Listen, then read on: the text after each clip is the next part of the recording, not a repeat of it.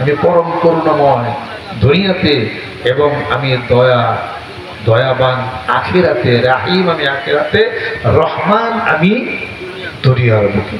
আল্লাহ পাক তার সার্বভৌমত্ব ক্ষমতার কথা আল্লাহ পাক ঘোষণাই করে দিয়েছেন, আল্লাহু লা ইলাহা ইল্লা হুয়াল হাইয়ুল কাইয়্যুম লা তাখুযুহু সিনাতুন ওয়ালা নাওম লাহু মা ফিস সামাওয়াতি ওয়া মা ফিল আরদ মান যাল্লাযী ইয়াশফা'ু ইনদাহু ইল্লা বিইযনিহি ইয়া'লামু মা বাইনা আইদিহিম ওয়া মা খালফাহুম ওয়া লা ইউহীতুনা বিশাইইন মিন ইলমিহি ইল্লা বিমা শাআ ওয়াসি'a কুরসিয়্যুহুস সামাওয়াতি ওয়াল ولا يؤوده حفظهما وهو العلي العظيم সুবহানাল্লাহ। আল্লাহ পাক তার শক্তি, তার ক্ষমতা, তার সার্বভৌমত্বের কথা আল্লাহ পাক বর্ণনা করেছেন। কুলিল্লাহুম্মা মালিকাল মুলকি তুতিল মুলকা মান তাশা ওয়া তানজিলুল মুলকা মান তাশা ওয়া তুইজ্জু মান তাশা ওয়া তুযিল্লু মান তাশা বিয়াদিকাল খায়র ইন্নাকা আলা কুল্লি শাইইন কাদির। সুবহানাল্লাহ। আল্লাহ পাক তার শক্তি, তার ক্ষমতা, তার সার্বভৌমত্বের কথা আল্লাহ পাক আলোচনা করেছেন। অন্য জায়গায় আল্লাহ পাক তার স্বরূপের কথা আলোচনা করছেন। স্বরূপ, আল্লাহ তার স্বরূপের কথা আলোচনা করছেন। এই আয়াতের তাফসীর কেউ করতে পারে না, একমাত্র আল্লাহই ভালো জানেন। যেরকম সুবহানাল্লাহ। আল্লাহু নূরুস সামাওয়াতি ওয়াল আরদ মাসালু নূরিহি কামিশকাতিন ফিহা মিসবাহ المصباح في زجاجة الزجاجة كأنها كوكب دري يوقد من شجرة مباركة زيتونة لا شرقية ولا غربية يكاد زيتها يضيء ولو لم تمسسه نار نور على نور يهدي الله لنوره من يشاء سبحان الله আল্লাহ রাব্বুল আলামিন বলেন, আমি আল্লাহ পাক নূর রূপে, জ্যোতি রূপে, এনার্জি রূপে আসমান এবং জমিনের মধ্যে ব্যাপারী আছি।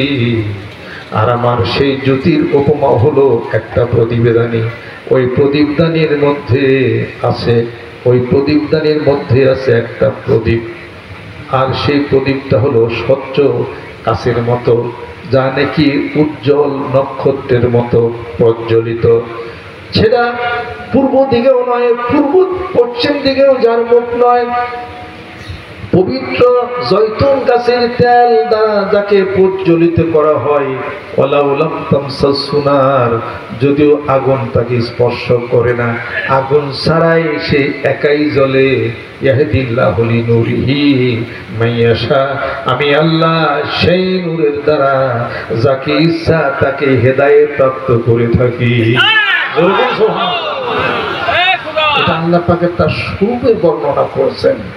ফাইনামা তুওয়াল্লু ফাসাম্মা ওয়াজহুল্লাহ, যেদিকেই বান্দা তোমার মুখ ঘোরাও না কেন, আমার কুদ্দতে সেই মুখ কুদ্দতের চেহারা সব দিকে আছে।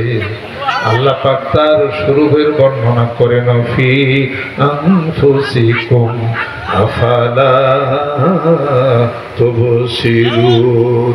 বান্দারে, তোর মধ্যে, তোর দেহের, তোর সিনার মধ্যে আমার নিদর্শন আছে, কেন তুমি তোমার আত্মার জগতের, রূহের জগতের, কলবের জগৎ দিয়া কেন তুমি তা অবলোকন করতে পারো না?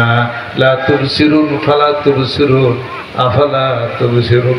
ইদরাক, বসর, নজর কিছু পার্থক্য আছে, যেরকম ঠিক কিনা? এই বর্ণনার এখন দরকার প্রয়োজন নাই। আল্লাহ তার স্বরূপের বর্ণনা করেন, আল্লাহ পাক ক্ষমতার বর্ণনা করেন, আল্লাহ তার যোগ্যতার বর্ণনা করেন, আল্লাহ মানুষকে খাওয়ান সেই রিজিকের বর্ণনা আল্লাহ পাক করেন। গোটা বিশ্ব পৃথিবীর সমস্ত জ্ঞান সব কিছু আল্লাহ পাক কোরআনুল কারীমের মধ্যে আল্লাহ পাক দিয়েছেন।